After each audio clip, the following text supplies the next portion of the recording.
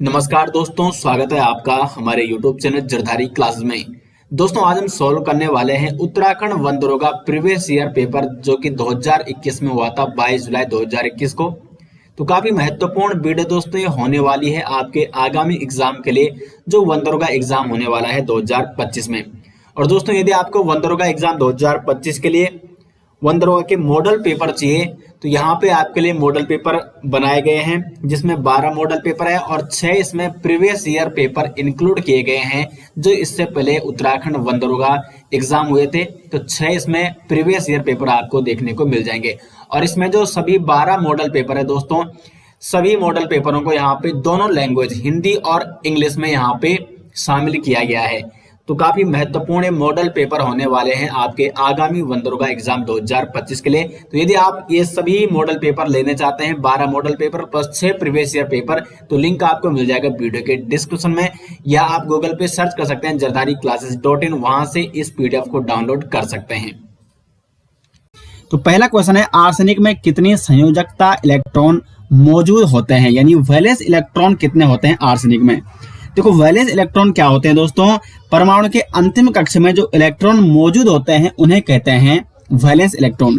अगर हम आर्सेनिक की बात करें तो आर्सेनिक का जो परमाणु क्रमांक होता है, एटॉमिक नंबर होता है, वो होता है आपका कितना होता है, 33 होता है।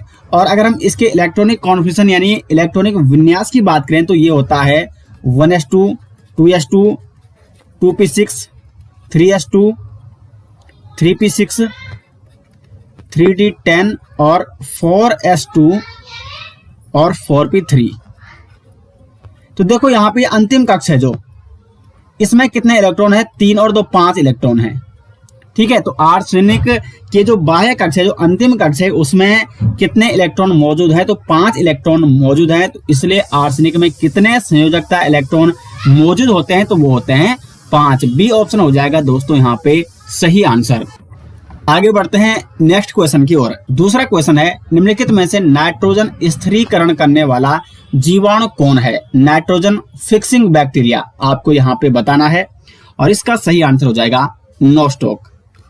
नोस्टोक क्या है दोस्तों, एक साइनो बैक्टीरिया है। और साइनो बैक्टीरिया क्या होते हैं, नाइट्रोजन स्थिरीकरण करने वाले ये बैक्टीरिया होते हैं। कुछ अन्य जो नाइट्रोजन स्थिरीकरण करने वाले बैक्टीरिया जैसे एनाबीना हो गया, नोस्टोक हो गया, राइजोबियम, एजोस्पिरलम, ठीक है, और फ्रैंकिया, ये सभी जो बैक्टीरिया हैं ये हैं नाइट्रोजन स्थिरीकरण करने वाले बैक्टीरिया जो नाइट्रोजन फिक्सिंग करते हैं। तो यहाँ पे ए ऑप्शन हो जाएगा सही आंसर। क्वेश्चन नंबर 3 है, संवेग संरक्षण का नियम। Who developed the law of conservation of momentum. संवेग संरक्षण का नियम किसने विकसित किया। तो संवेग संरक्षण का नियम विकसित किया है आइजैक न्यूटन ने। ए ऑप्शन हो जाएगा यहाँ पे क्वेश्चन नंबर 3 का सही आंसर। अब देखो कई बार पूछा जाता है कि संवेग किस प्रकार की राशि है, तो संवेग का फॉर्मूला होता है P = mv और संवेग है सदिश राशि। ठीक है, संवेग किस प्रकार की राशि है, सदिश राशि है। क्वेश्चन नंबर 4 है, निम्नलिखित में से हरे शैवाल का उदाहरण कौन सा है। ग्रीन एल्गी का उदाहरण आपको यहाँ पे बताना है। तो सही आंसर हो जाएगा, अब देखो यहाँ पे लेमिनेरिया है, ये है भूरा शैवाल, ब्राउन एल्गी ये है भूरा शैवाल। डिप्टियोटा ये भी भूरे शैवाल का एग्जाम्पल है। एक्टोकार्पस ये भी ब्राउन एल्गी यानी भूरे शैवाल का एग्जाम्पल है। क्लेमाइडोमोनास यहाँ पे हो जाएगा सही आंसर। क्लेमाइडोमोनास जो कि किस प्रकार के शैवाल का उदाहरण है, ग्रीन एल्गी यानी हरे शैवाल का उदाहरण है। बाकी जो अन्य 3 ऑप्शन है ये ब्राउन यानी भूरे शैवाल के उदाहरण है। क्वेश्चन नंबर 5, भीमबांध अभ्यारण्य कहाँ स्थित है। मैंने आपको जब सिलेबस के बारे में चर्चा की थी तो वहां पे मैंने बोला आपको कि अभ्यारण्य, राष्ट्रीय वन्य जो राष्ट्रीय उद्यान है, पक्षी अभ्यारण्य है, ये भी आपको पढ़ने हैं। तो यहाँ पे देखो क्वेश्चन बना हुआ है, भीमबांध अभ्यारण्य कहाँ स्थित है, तो भीमबांध अभ्यारण्य आपके बिहार में। डी ऑप्शन हो जाएगा यहाँ पे सही आंसर, बिहार के मुंगेर जिले में है। क्वेश्चन नंबर 6 है यहाँ पे, प्रभावी संगठन यानी इफेक्टिव कोलिजन उत्पन्न करने के लिए टकराने वाले अणुओं में होना आवश्यक है। तो प्रभावी संगठन यानी इफेक्टिव कोलिजन उत्पन्न करने के लिए टकराने वाले अणुओं में क्या होना आवश्यक है, तो देखो यहाँ पे सही आंसर हो जाएगा दहली एनर्जी और उचित अभिन्यास यानी threshold energy and proper orientation. A option हो जाएगा यहाँ पे सही आंसर। देहली ऊर्जा क्या होती है दोस्तों? किसी इलेक्ट्रॉन को किसी धातु से मुक्त करने के लिए जो न्यूनतम या जो आवश्यक न्यूनतम एनर्जी होती है उसे देहली ऊर्जा कहते हैं। और अगर हमें कोलिजन कराना है, इफेक्टिव कोलिजन कराना है, तो उसके लिए देहली ऊर्जा और उचित अभिविन्यास दोनों की आवश्यकता होती है। तो ए ऑप्शन हो जाएगा यहाँ पे सही आंसर। क्वेश्चन नंबर 7 है, निम्नलिखित में से किस प्रकार के ठोस में प्रवाह की प्रवृत्ति होती है? तो प्रवाह की प्रवृत्ति किस ठोस में होती है? वो होती है आकारहीन ठोस यानी अक्रिस्टलीय ठोस, एमोर्फस सॉलिड। सी ऑप्शन हो जाएगा यहाँ पे सही आंसर। और एक मैं यहाँ पे उदाहरण अगर आपको देना चाहूं आकारहीन ठोस का, तो वो है अक्रिस्टलीय ठोस का, वो है कांच। और जो अक्रिस्टलीय ठोस होते हैं इनकी प्रवृत्ति कैसी होती है? प्रवाह की प्रवृत्ति, जिस प्रकार से द्रव में प्रवाह की प्रवृत्ति होती है उसी प्रकार से आकारहीन ठोस में भी प्रवाह की प्रवृत्ति पाई जाती है। क्वेश्चन नंबर 8 है, वस्तु और विद्युत चुंबकीय क्षेत्र के बीच संवेग के आदान प्रदान के कारण किसी भी सतह पर लगने वाला यांत्रिकी दाब क्या कहलाता है? तो इसका सही आंसर हो जाएगा क्वेश्चन नंबर 8 का डी ऑप्शन, उसे कहते हैं विकिरण दाब। क्वेश्चन नंबर 9 है यहाँ पे, वह कौन सी अभिक्रिया है जिसमें कई हल्के नाभिक मिलकर एक भारी नाभिक बनाते हैं? तो जब कई हल्के नाभिक मिलकर एक भारी नाभिक बनाते हैं तो उस अभिक्रिया को कहते हैं नाभिकीय संलयन अभिक्रिया, nuclear fusion reaction. B option हो जाएगा यहाँ पे सही आंसर। अब अगर मैं आपको नाभिकीय संलयन अभिक्रिया के एग्जाम्पल बताऊं तो जैसे हाइड्रोजन बम है, ये नाभिकीय संलयन अभिक्रिया का एग्जाम्पल है। और साथ साथ सूर्य में कौन सी अभिक्रिया होती है? तो सूर्य में भी नाभिकीय संलयन अभिक्रिया होती है। नाभिकीय विखंडन की बात करें तो इसमें क्या होता है कि भारी जो नाभिक होता है वो कई अन्य छोटे छोटे नाभिकों में टूट जाता है, ठीक है। और इसमें अगर हम बात करें नाभिकीय विखंडन अभिक्रिया में ज्यादा एनर्जी रिलीज होती है या नाभिकीय संलयन अभिक्रिया में ज्यादा एनर्जी रिलीज होती है, तो जो नाभिकीय संलयन अभिक्रिया होती है उसमें बहुत ज्यादा एनर्जी का क्या हो जाता है? उत्सर्जन होता है, ऊर्जा का उत्सर्जन होता है। तो जब कई हल्के नाभिक मिलकर एक भारी नाभिक बनाते हैं तो उसे कहते हैं नाभिकीय संलयन अभिक्रिया। क्वेश्चन नंबर 10 है, निम्नलिखित में से कौन नाइट्रोजन यौगिक नहीं है, यानी जिसमें नाइट्रोजन नहीं है? तो ये आपको बताना है। ए ऑप्शन देखो, न्यूक्लिक अम्ल, ये क्या होता है? डीएनए और आरएनए, ठीक है। तो इसमें नाइट्रोजन होता है। ग्लूकोज में नाइट्रोजन नहीं होता है, तो बी ऑप्शन हो जाएगा सही आंसर, क्योंकि ग्लूकोज का फॉर्मूला क्या होता है? C6H12 और O6। तो इसमें कहीं भी नाइट्रोजन यौगिक नहीं है, तो ग्लूकोज हो जाएगा सही आंसर। प्रोटीन की बात करें तो प्रोटीन का जो मूल फॉर्मूला होता है वो होता है RCHNH2COOH। तो इसमें देखो ये नाइट्रोजन यौगिक है। और यूरिया में भी नाइट्रोजन यौगिक होता है। यूरिया का फॉर्मूला क्या होता है? तो ये होता है CH4N2O। तो इसमें भी नाइट्रोजन यौगिक है। तो न्यूक्लिक अम्ल में भी नाइट्रोजन यौगिक होता है। तो इनमें से बी ऑप्शन सही आंसर है, ग्लूकोज में नाइट्रोजन यौगिक नहीं है। क्वेश्चन नंबर 11 है, स्टॉकहोम सम्मेलन में सूचीबद्ध वह दीर्घ स्थायी कार्बनिक प्रदूषक चुने जो पशु चिकित्सा और मानव दोनों अनुप्रयोगों में बाह्य परजीवी के विरुद्ध उपयोग किया जाता है। तो ये है यहाँ पे इसका सही आंसर है लिंडेन। वो कार्बनिक प्रदूषक कौन सा है? तो वो है लिंडेन। ए ऑप्शन हो जाएगा यहाँ पे सही आंसर। क्वेश्चन नंबर 12, एक महासागर में तरंगें होती है, कौन सी वे होती है? एक महासागर में, एक ओशन में, तो महासागर में होती है अनुप्रस्थ और अनुदैर्घ्य तरंगे, दोनों तरंगों का संयोजन होता है। बी ऑप्शन हो जाएगा यहाँ पे सही आंसर। अगर हम आपको अनुदैर्घ्य तरंगों की एग्जांपल की बात करें तो ध्वनि तरंगे, वायु में जो उत्पन्न तरंगे होती हैं, भूकंप की जो तरंगे होती हैं या जो स्प्रिंग होती है तो वो होती है अनुदैर्घ्य तरंगे। इस प्रकार से अनुदैर्घ्य तरंगे ये होती है इस प्रकार से, जैसे स्प्रिंग होती है, ठीक है, आपने देखी होगी। और जो अनुप्रस्थ तरंगे होती है वो इस प्रकार से होती है। और अनुप्रस्थ तरंगे के अगर एग्जाम्पल बताऊं आपको तो इस प्रकार से ये क्या होती है? अनुप्रस्थ तरंगे, ये यहाँ पे इस प्रकार से होती है अनुप्रस्थ तरंगे। और ये जो नीचे आपको दिखाई ये है अनुदैर्घ्य तरंगे, ठीक है।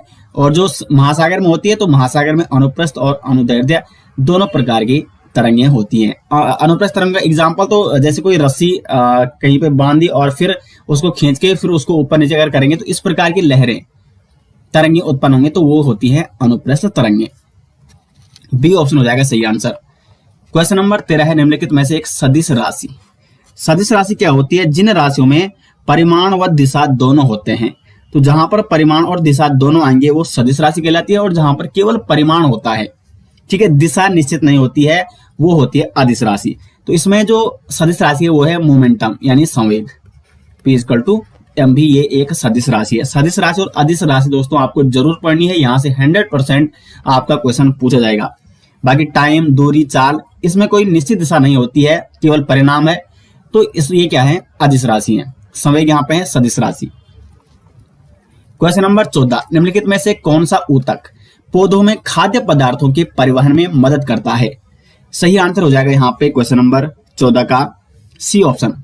जो फाइलम टिश्यू होता है, फाइलम या पोषवाह ऊतक से कहते हैं, तो फाइलम क्या करता है? पौधों में खाद्य पदार्थों का परिवहन करता है, ट्रांसपोर्टिंग करता है। जबकि अगर हम बात करें पौधों में जल यानी वाटर का ट्रांसपोर्टिंग यानी परिवहन कौन करता है? तो जाइलम, ठीक है। जाइलम से आपको सीधे याद रखना है जल यानी वाटर। तो वाटर का ट्रांसपोर्ट परिवहन कौन करता है पौधों में?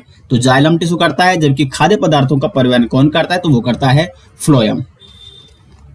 क्वेश्चन नंबर 15, दो पदों के साथ एक नाम प्रदान करने की प्रणाली को के रूप में जाना जाता है। तो किस रूप में जाना जाता है जो कि दो पदों के साथ एक नाम प्रदान करने की प्रणाली है? तो उसे कहा जाता है द्विपद नाम पद्धति, बायनोमियल नोमेनक्लेचर, ठीक है। ये द्विपद नाम पद्धति, इसके जनक कौन है?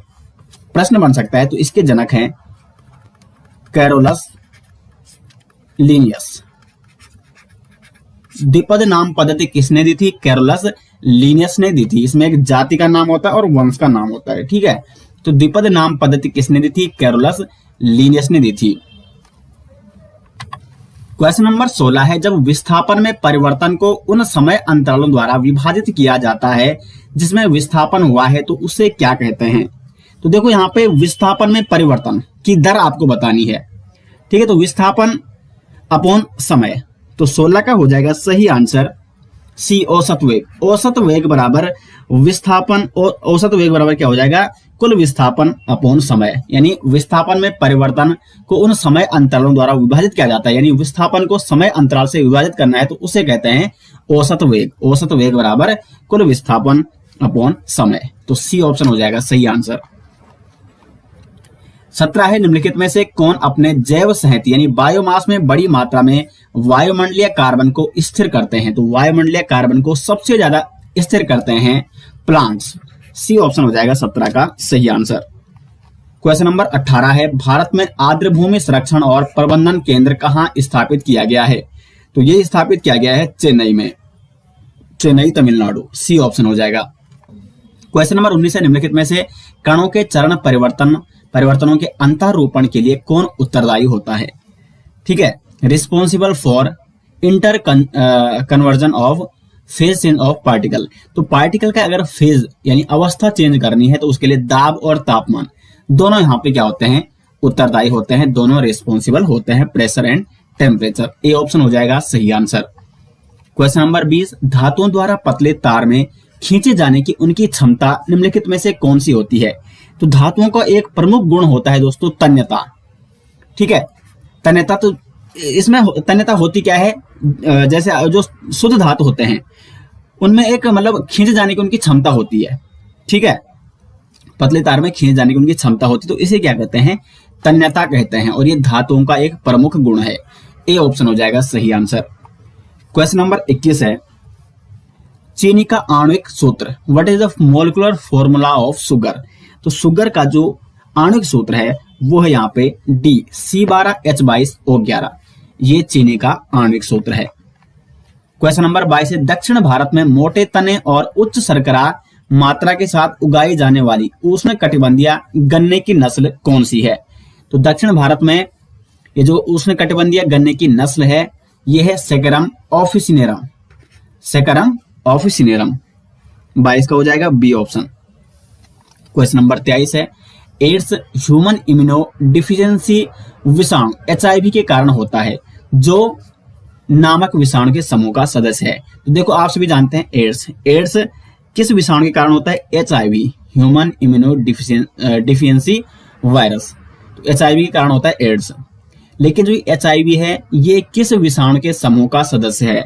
तो HIV है दोस्तों आपका रेट्रोवायरस। ये रेट्रोवायरस ये विषाणु का समूह है, तो इसी का मतलब इसी के अंतर्गत आता है HIV। ठीक है। अगर हम एड्स की बात करें,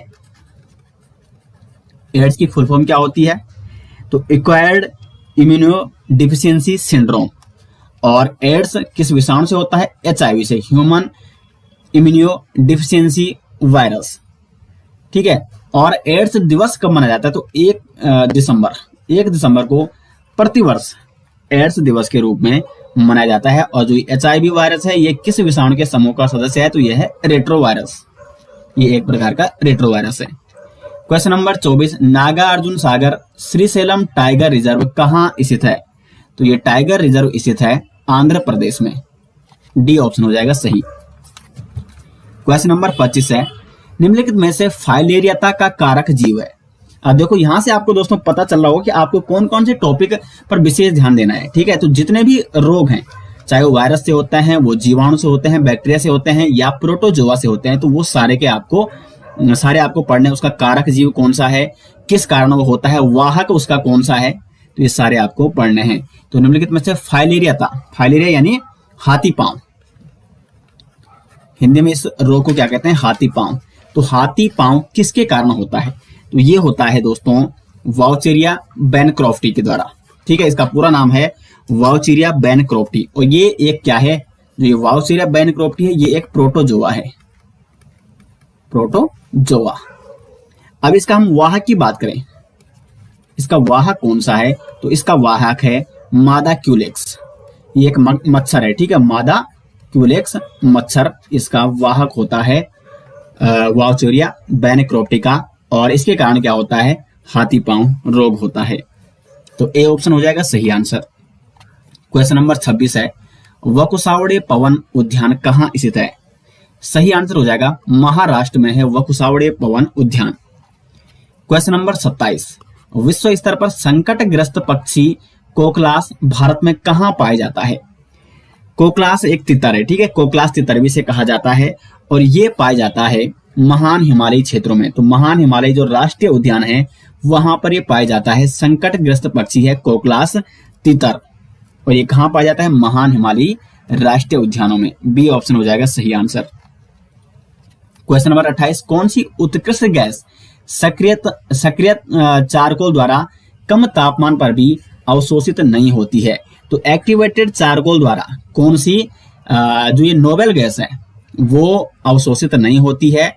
तो वो है यहाँ पे हीलियम। डी ऑप्शन हो जाएगा सही आंसर। क्यों है? क्योंकि हीलियम सबसे ज्यादा निष्क्रिय गैस है। हीलियम नोबेल गैस के अंतर्गत आती है। ये निष्क्रिय गैस है क्योंकि इसका जो इलेक्ट्रॉनिक विन्यास आपने देखा होगा 1s2 होता है, यानी संपूर्ण जो इसका बाह्य कक्ष है वो कंप्लीटली फुलफिल्ड है, पूर्ण रूप से भरा हुआ है। तो ये न ये देना चाहता है न ये लेना चाहता है, तो इसलिए क्या है? निष्क्रिय है और ये कम तापमान पर भी अवशोषित नहीं होता है एक्टिवेटेड चारकोल द्वारा। डी ऑप्शन हो जाएगा सही आंसर। क्वेश्चन नंबर 29 है, द्रव अपरूपण प्रतिबल के लिए प्रतिरोध प्रदान करता है।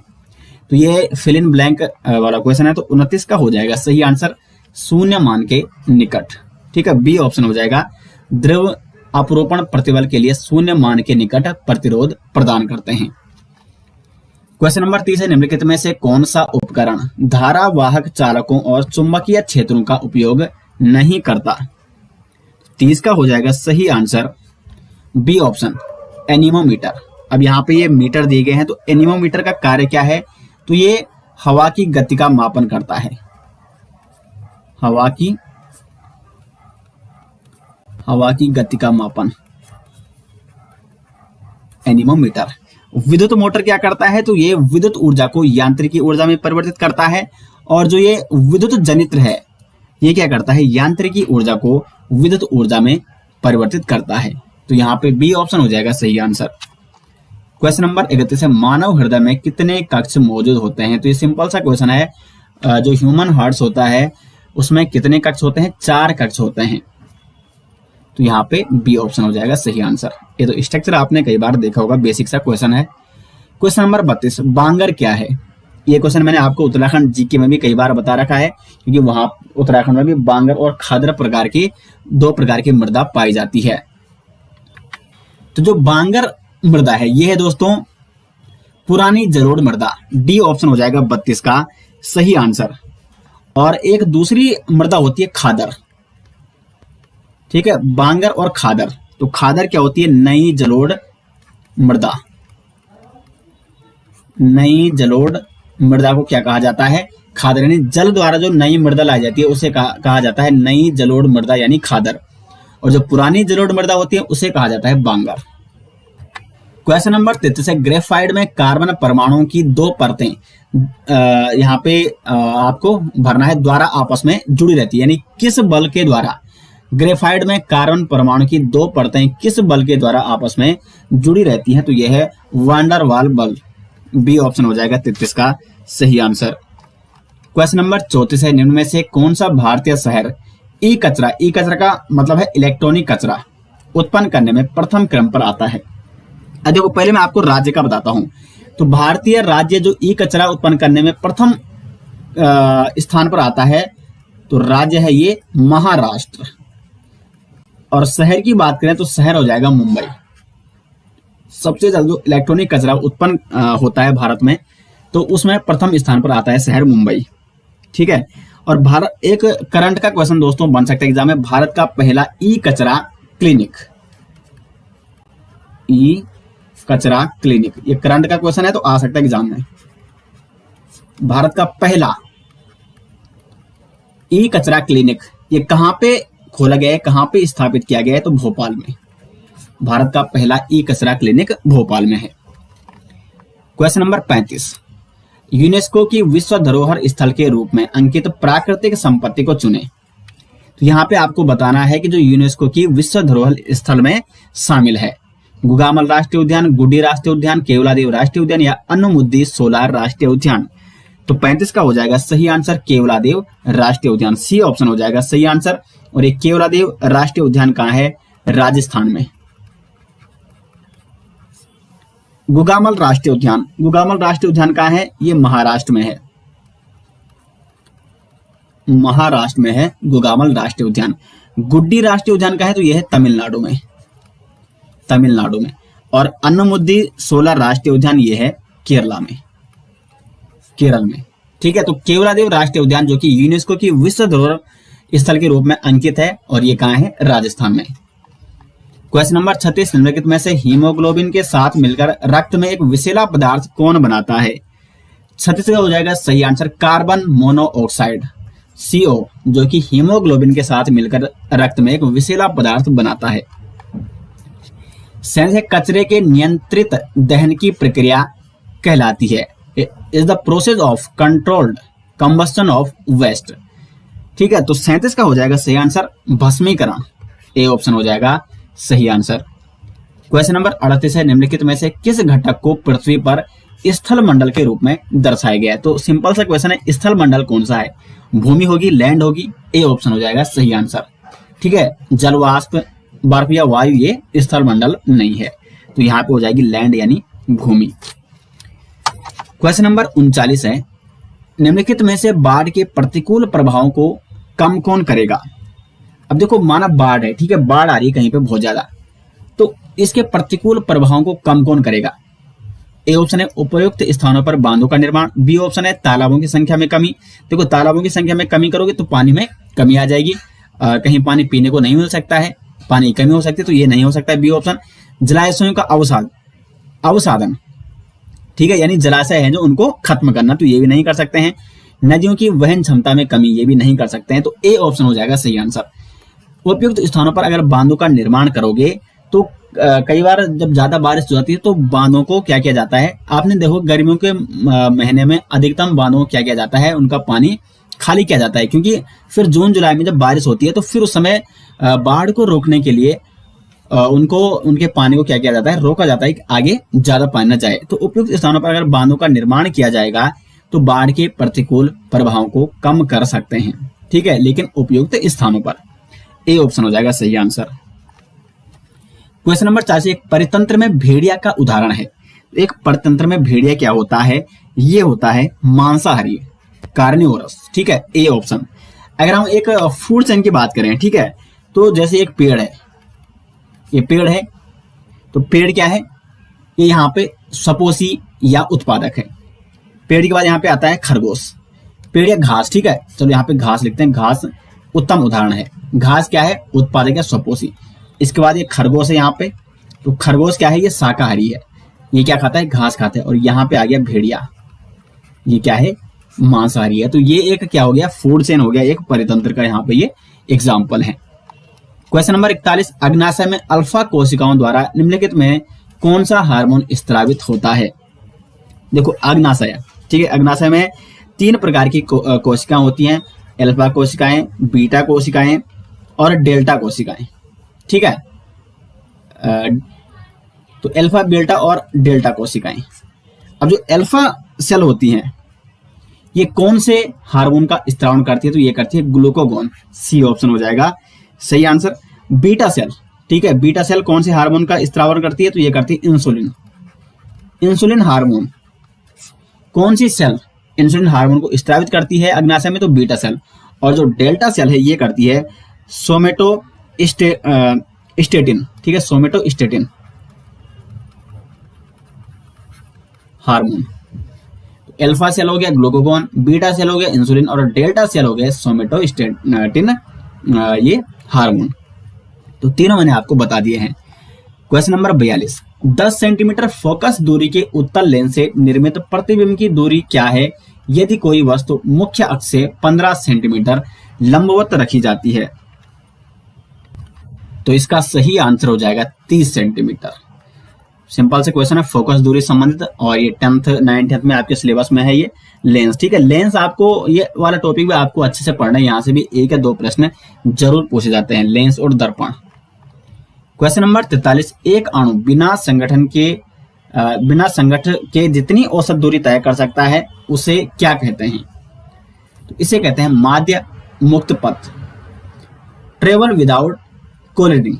ठीक है, collision, without collision known as माध्य मुक्त पथ। कुछ क्वेश्चन दोस्तों अगर आप इंग्लिश में पढ़ोगे तो इंग्लिश में आपको ज्यादा अच्छे लगेंगे, ज्यादा समझ में आएंगे, क्योंकि साइंस में इंग्लिश का होना, कुछ इंग्लिश के शब्द वो आसान लगते हैं, हिंदी के शब्द कुछ टफ लगते हैं। ठीक है, जैसे ये क्वेश्चन अगर हम इंग्लिश में पढ़ेंगे, कैन ट्रेवल विदाउट कोलिजन या कोल्डिंग नॉन एज, तो ये होता है मीन फ्री पाथ, माध्य मुक्त पथ। ए ऑप्शन हो जाएगा सही आंसर। इसका पीडीएफ दोस्तों आपको कहां मिल जाएगा, वीडियो के डिस्क्रिप्शन में। जब अणु अन्य अणु से स्वतंत्र एक झिल्ली के आर पार गति करते हैं तो उसे क्या कहा जाता है, इसे कहा जाता है एकल गमन। सी ऑप्शन हो जाएगा सही आंसर। क्वेश्चन नंबर 45, जब कोई ठोस सतह पर गतिमान होता है तो घर्षण के समान द्रव गति का प्रतिरोध क्या कहलाता है। महत्वपूर्ण क्वेश्चन है, अच्छा क्वेश्चन है। जब कोई ठोस सतह पर गतिमान होता है तो घर्षण के समान द्रव गति का प्रतिरोध क्या कहलाता है, तो इसे कहते हैं श्यानता यानी विस्कोसिटी। क्या होती है विस्कोसिटी, ये एक आंतरिक स्पर्श रेखीय घर्षण बल होता है। जैसे आपने सबसे ज्यादा अगर हम श्यानता की बात करें तो वो होती है श्यानता शहद की, शहद हो गया, दही हो गया। ठीक है, तो श्यानता क्या होती है कि एक आंतरिक स्पर्श रेखीय ये बल है जो क्या करता है कि जैसे ये कोई बह रहा है, ठीक है, तो ये एक दूसरी परत क्या करेगी, एक दूसरे का विरोध करेगी, एक दूसरे को रोकने का प्रयास करेगी। तो एक क्या है, ये आंतरिक स्पर्श रेखीय ये घर्षण है, और ये क्या करता है, द्रव गति का प्रतिरोध करता है। जो द्रव गति करता है तो उसका ये प्रतिरोध करता है, तो इसे कहते हैं श्यानता। तो इस घर्षण के समय जो बल लगता है उसे श्यान बल कहते हैं, और द्रव के इस गुण को क्या कहते हैं, श्यानता कहते हैं। ठीक है, जैसे शहद हो गया, दही हो गया, इसको अगर आप कहीं डालोगे तो बड़ा स्लोली क्या होता है, प्रवाह होता है, लेकिन अगर आप क्या डालोगे, पानी डालोगे तो पानी तेजी से प्रवाहित हो जाता है। तो पानी की श्यानता कम है, और दही हो गया और शहद की श्यानता सबसे ज्यादा होती है। तो बी ऑप्शन हो जाएगा इसका सही आंसर। क्वेश्चन नंबर 46, कक्ष में बने रहने तथा कक्ष से अलग न होने के लिए एक पिंड को जो न्यूनतम वेग बनाए रखना चाहिए वह कहलाता है। अब देखो ये सैटेलाइट पर भी काम करता है। ठीक है, ये आपकी पृथ्वी है, ये पृथ्वी है, और ये पृथ्वी की एक कक्षा है। तो जो सैटेलाइट होती है वो लगातार इस कक्षा में घूमती रहती है।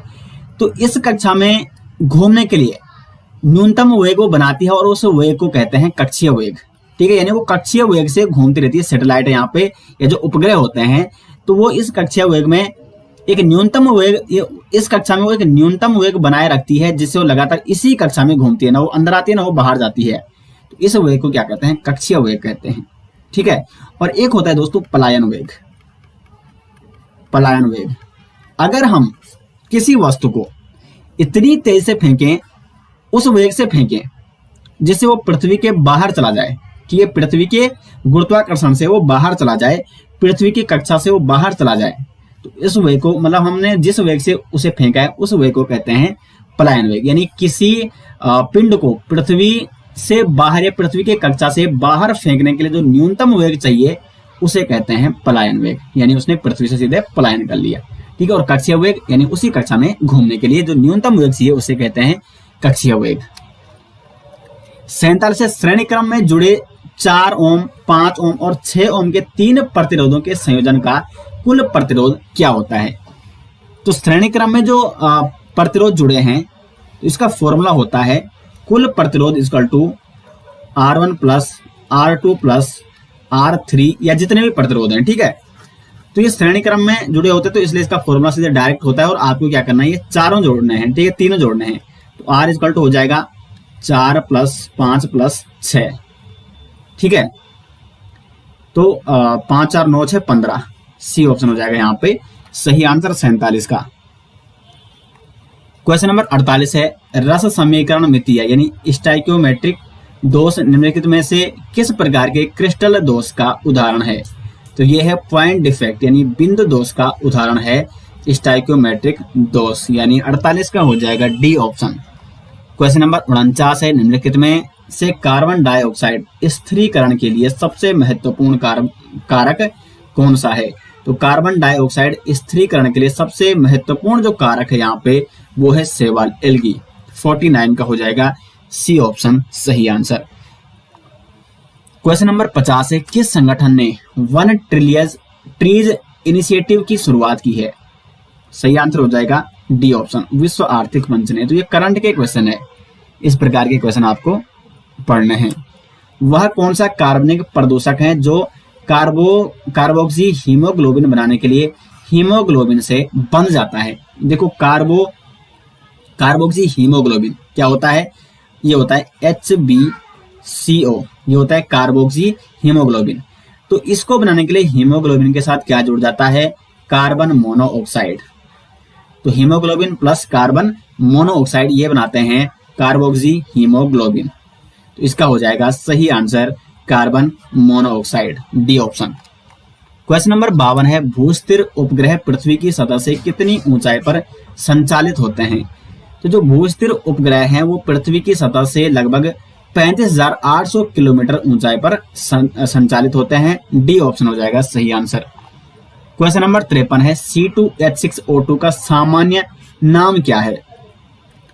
तो C2H6O2 इसका सामान्य नाम आपको बताना है, सही आंसर हो जाएगा A option, ethylene glycol. Ethylene glycol है यहाँ पे C2H6O2 का जो ये फॉर्मूला है, ये इसका नाम क्या है? Ethylene glycol. अब देखो यहाँ पे अन्य एग्जांपल है, ग्लिसरॉल का अगर मैं आपको सूत्र या फॉर्मूला बताऊं तो इसका है C3H8O3। ये किसका है? तो ये है ग्लिसरॉल का।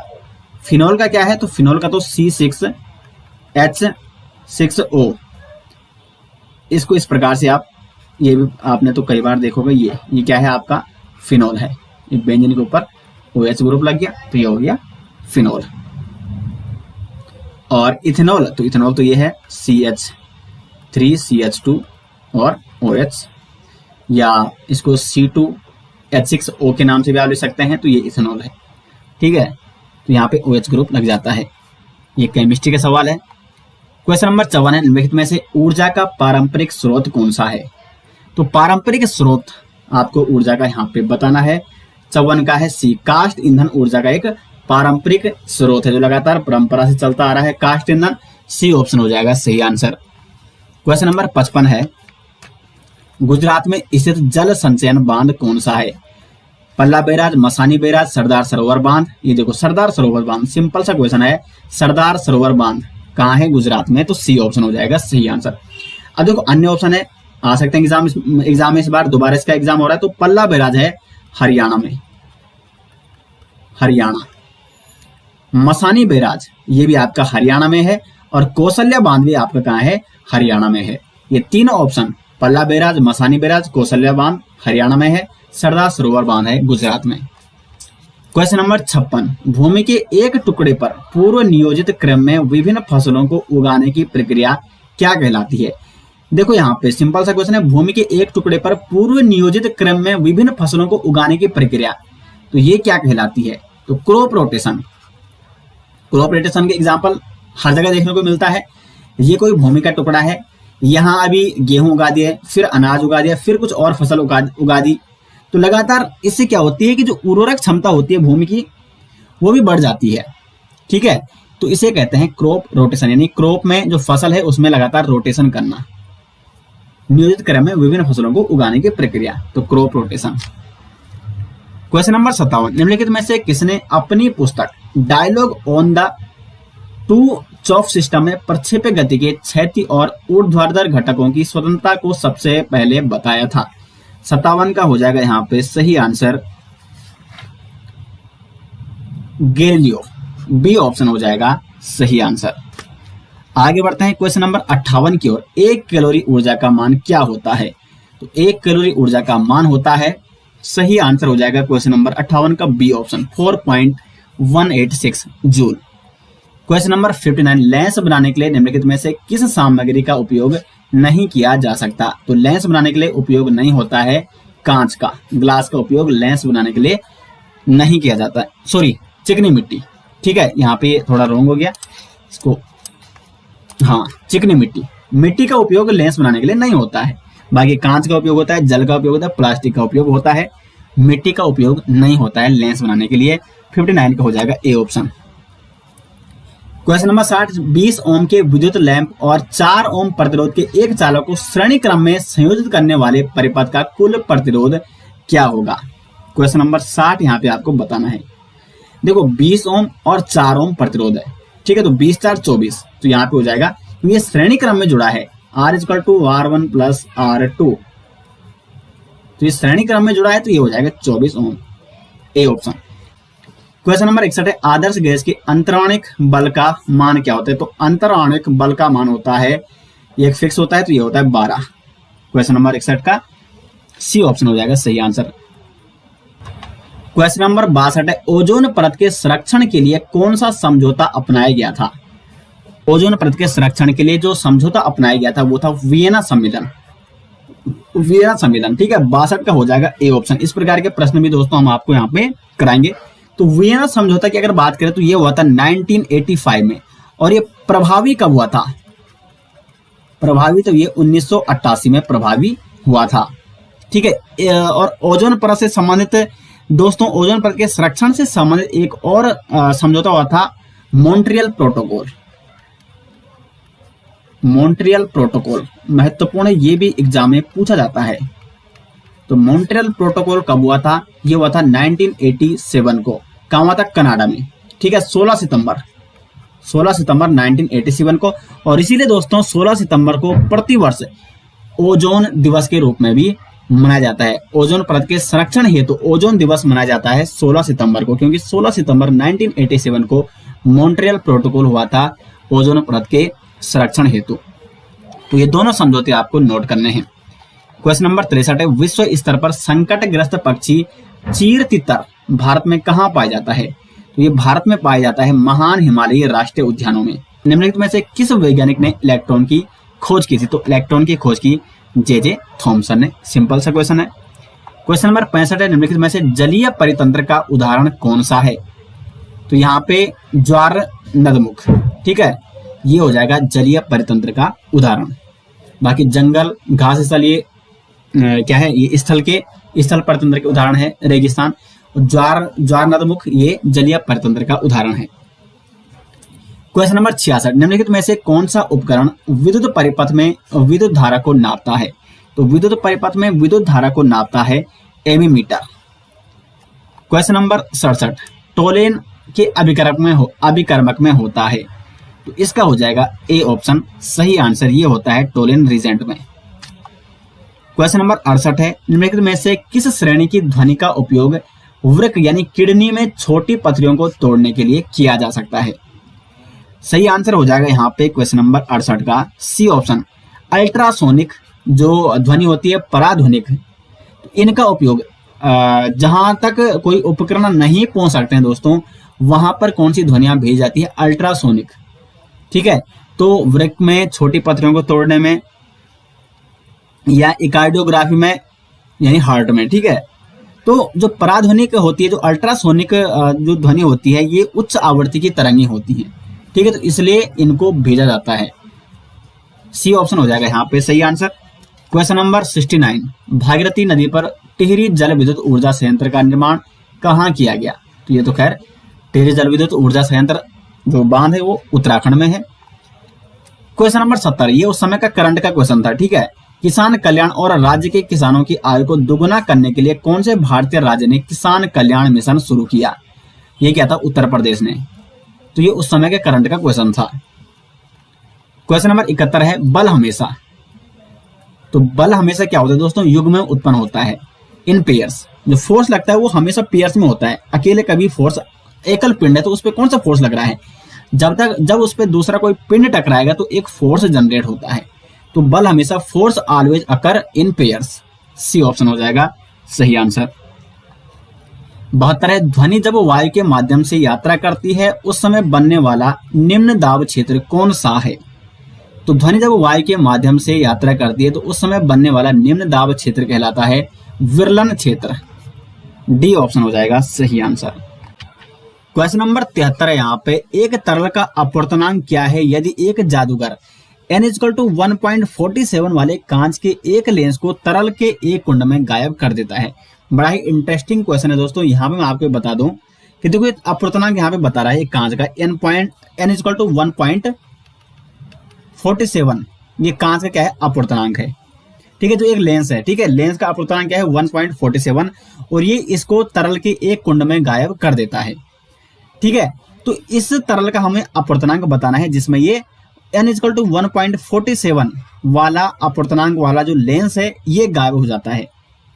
तो देखो ये लेंस उस तरल में गायब हो जा रहा है, तो इसका मतलब ये है कि तरल का अपवर्तनांक भी कितना होगा? उतना ही होगा, क्योंकि जैसे हम पानी में अगर पानी मिलाते हैं तो पानी और पानी दोनों का अपवर्तनांक सेम है, एक ही है, तो पानी में पानी दिखता है, सेम ही लगता है। उसी प्रकार यानी समान जो अपवर्तनांक वाले होंगे वो एक दूसरे में मिल जाएंगे, एक दूसरे में दिखेंगे नहीं। तो इसका मतलब जो तरल है जिसमें वो कांच का जो ये लेंस है वो गायब हो जाता है, उसका अपवर्तनांक भी कितना होगा? 1.47 ही होगा। ठीक है, तो 73 का हो जाएगा सी ऑप्शन सही आंसर। आगे बढ़ते हैं 74 की ओर। अम्लीय उभय प्रतिरोध यानी बफर की उभय प्रतिरोधन क्रिया अधिकतम तब होती है जब इसका पीएच pKa के बराबर होता है। सी ऑप्शन हो जाएगा सही आंसर। 75, अम्ल और क्षार स्वाद में क्रमशः कैसे होते हैं ये आपको बताना है। तो जो अम्ल होता है वो कैसा होता है? 75 का सही आंसर हो जाएगा, अम्ल क्या होता है? खट्टा। ठीक है, और क्षार क्या होता है? कड़वा। अम्ल हमेशा क्या होते हैं? खट्टे होते हैं, और क्षार होते हैं कड़वे। तो ए ऑप्शन हो जाएगा सही आंसर। 76 है, शून्य पीएच मान दर्शाता है। तो शून्य पीएच मान कौन दर्शाता है? देखो ये है पीएच स्केल। ठीक है, ये यहाँ पे क्या है? ये पीएच स्केल है, और यहाँ पे 0, 7।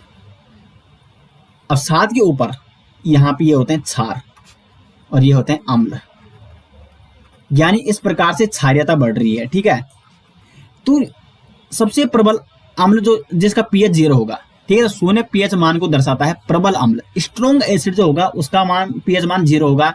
फिर ये धीरे धीरे क्या होता है? क्षारीयता बढ़ती जाती है और 7 पे न्यूट्रल हो जाता है। फिर 7 के ऊपर क्या है? प्रबल क्षार। तो इधर प्रबल क्षारीयता बढ़ जाती है और इधर क्या है? ये प्रबल अम्लता है। तो शून्य पीएच मान जिसका होता है वो क्या होता है? स्ट्रॉन्ग एसिड होता है। 76 का ए ऑप्शन हो जाएगा सही आंसर। क्वेश्चन नंबर 77 है, बुक ऑफ इंडियन बर्ड्स नामक परिचित पुस्तक के लेखक कौन है? डॉक्टर सलीम मौजुद्दीन अब्दुल अली, जिनकी पुस्तक है book of Indian birds. Question number 78, Kheerganga राष्ट्रीय उद्यान कहाँ है? तो खीरगंगा राष्ट्रीय उद्यान है हिमाचल प्रदेश में। 79 है आंध्र प्रदेश में स्थित पक्षी अभ्यारण्य कौन सा है? तो आंध्र प्रदेश में है इनमें से पुलिकट झील पक्षी अभ्यारण्य, 79 का सी ऑप्शन। अब देखो अन्य ऑप्शन है कुदनकुलम पक्षी अभ्यारण्य, तो कुदनकुलम पक्षी अभ्यारण्य तमिलनाडु में, तमिलनाडु में है ये। सुचिंद्रम चेरूर पक्षी अभ्यारण्य, तो ये भी आपका तमिलनाडु में है। और काजी रंकुलम पक्षी अभ्यारण्य, ये भी आपका तमिलनाडु में है। और पुलिकट झील पक्षी अभ्यारण्य ये है आपका आंध्र प्रदेश में। क्वेश्चन नंबर 80 है वे बल जिनके लिए किया गया कार्य पथ से स्वतंत्र होता है क्या कहलाते हैं? वे बल जिनके लिए किया गया कार्य पथ से स्वतंत्र होता है वो कहलाते हैं संरक्षी बल, ए ऑप्शन हो जाएगा सही आंसर। 81 निम्नलिखित में से कौन सा एक जैव मंडल निचय यानी बायोस्फीयर रिजर्व है? तो यहाँ पे देखो जो नंदा देवी राष्ट्रीय उद्यान कहाँ है? उत्तराखंड में। इसकी स्थापना 1982 में हुई थी और 1988 में इसे यूनेस्को ने अपने विश्व धरोहर स्थल के रूप में शामिल किया था और 1988 में ही ये बायोस्फीयर रिजर्व बना था। ठीक है, तो 19 और ये क्या है? जैव मंडल निचल यानी बायोस्फीयर रिजर्व है, उत्तराखंड में स्थित है Nanda Devi biosphere reserve. Question number 82 Mendeleev की आवर्त सारणी के लंबवत स्तंभों को किस रूप में जाना जाता है? देखो मेंडलीव में इस प्रकार से ये जो होते हैं इन्हें वर्ग यानी समूह कहते हैं, और जो इधर होते हैं ये आवर्त होते हैं, इधर के लिए आवर्त कहते हैं इनको, और ये जो नीचे के लिए होते हैं ये क्या होते हैं? वर्ग यानी ग्रुप्स यानी समूह, मेंडलीव की जो आवर्त सारणी है। क्वेश्चन नंबर 83 मॉन्ट्रियल प्रोटोकॉल, देखो आगे फिर से मॉन्ट्रियल प्रोटोकॉल किसके बारे में है? अभी मैंने आपको बताया था किसके बारे में है। ये है वे पदार्थ जो ओजोन परत को नष्ट करते हैं। ठीक है, तो ओजोन परत के संरक्षण से संबंधित है मॉन्ट्रियल प्रोटोकॉल, जो कि कब हुआ था? 16 सितंबर 1987 को कनाडा में हुआ था, और इसीलिए प्रतिवर्ष 16 सितंबर को ओजोन संरक्षण दिवस के रूप में भी मनाया जाता है, और ये प्रभावी हुआ था 1989 से। क्वेश्चन नंबर 84 निम्नलिखित में से किसे बुझा चुना यानी सिलेक्ट लाइम कहा जाता है? तो बुझा चुना कहा जाता है यहाँ पे कैल्शियम हाइड्रोक्साइड को। 84 का हो जाएगा ए ऑप्शन। कैल्शियम हाइड्रोक्साइड का फॉर्मूला क्या है? ये कैल्शियम हो गया और ये हो गया हाइड्रोक्साइड, कैल्शियम हाइड्रोक्साइड, ये फॉर्मूला है बुझे हुए चूने का। 85 स्थिर गति से वृत्ताकार पथ का अनुसरण करने पर वस्तु की गति को क्या कहते हैं? 85 का हो जाएगा एक समान वृत्तीय गति। 86 है केले की खेती में निम्नलिखित में से किस कायिक प्रवर्धक का उपयोग किया जाता है? तो केले की खेती के लिए उपयोग किया जाता है राइजोम यानी प्रकंद का। 87 है काजीरंगा राष्ट्रीय उद्यान कहाँ है? मोस्ट इंपोर्टेंट क्वेश्चन है। काजीरंगा राष्ट्रीय उद्यान है असम में। 87 का हो जाएगा सी ऑप्शन, और ये प्रसिद्ध है एक सींग वाले गैंडे के लिए। जो असम का काजीरंगा राष्ट्रीय उद्यान है वो एक सींग वाले गैंडे के लिए प्रसिद्ध है। क्वेश्चन नंबर 88 बायोमेडिसिन सहित वैज्ञानिक अनुसंधान के कई क्षेत्रों का समर्थन करने के लिए सूचना भंडारण, वितरण और विश्लेषण के लिए तकनीकों से संबंधित, देखो तकनीक यहाँ पे आ गई, ठीक है, संबंधित जीव विज्ञान की शाखा, तो ये कहलाती है दोस्तों जैव सूचनिकी। सी ऑप्शन हो जाएगा यहाँ पे 88 का सही answer. Scientific research including bio medicine is called bio informatic. 89 है आहार नाल में किस प्रकार की पेशी पाई जाती है?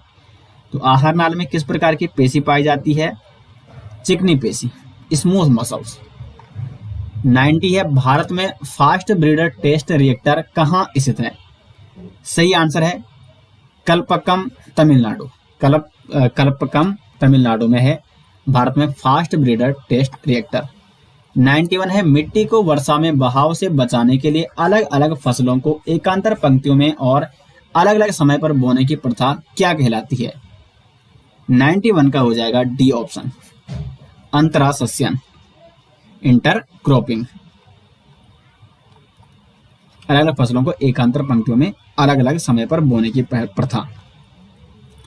नेक्स्ट है परमाणुओं के बीच इलेक्ट्रॉन युग्मों को साझा करने वाला आबंध। तो जैसे H2, इसके पास एक इलेक्ट्रॉन है, एक इलेक्ट्रॉन इसके पास है। क्या है ये है आपका सहसंयोजक बंध। O2 में भी यही होता है, ठीक है। तो ये कोवेलेंट बॉन्ड होता है जहां पर साझा होता है, ठीक है। एक इसने दिया इसको, एक इसने दिया इसको, और दोनों ने बॉन्ड बना लिया, तो ये कोवेलेंट बॉन्ड है जहां पे साझेदारी होती है। निम्नलिखित में से कौन सा कोशिकांग अम्लीय पीएच पर बेहतर रूप से सक्रिय जल अपघटनी एंजाइम हाइड्रोलिसिस, लाइपेसिस, प्रोटीएसिस या कार्बोहाइड्रेसिस में समृद्ध है? तो ये है लाइसोसोम। लाइसोसोम को कोशिका की आत्मघाती थैली भी कहा जाता है, ठीक है। जब कभी कोशिका नष्ट हो जाती है तो वो लाइसोसोम वहां पे क्या है, उस पर फैल जाता है, उसको नष्ट कर देता है। तो लाइसोसोम को, और ये सारी क्रियाएं, ठीक है, ये कौन करता है? लाइसोसोम करता है। हाइड्रोलिसिस, लाइपेसिस, प्रोटीएसिस, और इसीलिए इसको कोशिका की आत्मघाती थैली भी कहा जाता है। 94 तत्वों और यौगिकों को सामान्यतः कहा जाता है प्योर सब्सटेंस, शुद्ध पदार्थ कहा जाता है। 95 रासायनिक अभिक्रिया में अभिकारकों और उत्पादों के द्रव्यमानों में अंतर को क्या कहते हैं? अगर किसी रासायनिक अभिक्रिया में अभिकारक और उत्पादों के द्रव्यमानों में अंतर आ रहा है, ठीक है, अभिकारक है, फिर ये अभिकारक है, रिएक्शन हो गई, ये उत्पाद बन गया, और अगर इसके द्रव्यमान और इसके द्रव्यमान में अंतर है तो वो कहलाता है मास डिफेक्ट, यानी द्रव्यमान दोष। 96 निम्नलिखित में से राशियों की किस श्रेणी से चाल संबंधित है? तो चाल क्या है? सदिश राशि है, अदिश राशि है। तो चाल है आपकी अदिश राशि, क्योंकि चाल की कोई निश्चित दिशा नहीं होती है। जैसे कोई रास्ता है, ठीक है, ये चाल है, लेकिन अगर विस्थापन देखें, ठीक है, जैसे ये कोई दूरी है, ये रास्ता है, तो विस्थापन, ये तो दूरी है कि मतलब कुल कितनी दूरी चली है, लेकिन अगर विस्थापन की बात करें तो यहाँ प्रारंभिक स्थान से अंतिम स्थान के बीच की कुल दूरी, इस प्रकार से, ठीक है, सीधा। तो ये दिशा, इसमें दिशा है, लेकिन इसमें कोई भी दिशा नहीं है। दूरी और चाल में कोई भी दिशा नहीं होती, तो ये अदिश राशि होती है। विस्थापन और वेग में दिशा होती है, तो वो सदिश राशि है। 97 है Cu2O और Cu2S के मिश्रण को गर्म करने पर प्राप्त होता है। 97 सही आंसर हो जाएगा यहाँ पे D option, Cu plus SO2। Question number 98 है 2 या 2 से अधिक परमाणु जब आकर्षण बल द्वारा रासायनिक आबंध में एक साथ जुड़े होते हैं तो वे कहलाते हैं मॉलिक्यूल्स। जब परमाणु क्या होते हैं, आकर्षण बल द्वारा रासायनिक आबंध से जुड़े होते हैं तो वो क्या कहलाता है? मॉलिक्यूल्स, यानी अणु कहलाता है। अणु 2 या 2 से अधिक परमाणु से मिलकर बनता है। 99 निम्नलिखित में से कौन सा कोशिकांग एक प्रोकैरियोटिक कोशिका में मौजूद होता है? तो देखो, कोशिका भी 2 प्रकार की है, प्रोकैरियोटिक कोशिका और यूकैरियोटिक कोशिका। तो प्रोकैरियोटिक में होता है राइबोसोम। राइबोसोम क्या होता है? प्रोकैरियोटिक में भी होता है और यूकैरियोट्स कोशिकाओं में भी पाया जाता है। बाकी जो अन्य ऑप्शन है जैसे endoplasmic reticulum, mitochondria, Golgi body, ये केवल यूकैरियोटिक कोशिकाओं में पाया जाता है, और राइबोसोम दोनों प्रकार के सेल्स में पाया जाता है। आज का अंतिम क्वेश्चन है आंख की वह पतली झिल्ली कौन सी है जिससे होकर प्रकाश आंख में प्रवेश करता है और नेत्र गोलक पर एक पारदर्शी उभार बनाता है? तो ये है कॉर्निया, ए ऑप्शन हो जाएगा सही आंसर। तो ये कंप्लीट 100 क्वेश्चन हो गए दोस्तों 22 जुलाई 2021 को जो फर्स्ट शिफ्ट में जो पेपर हुआ था उत्तराखंड वन दरों का।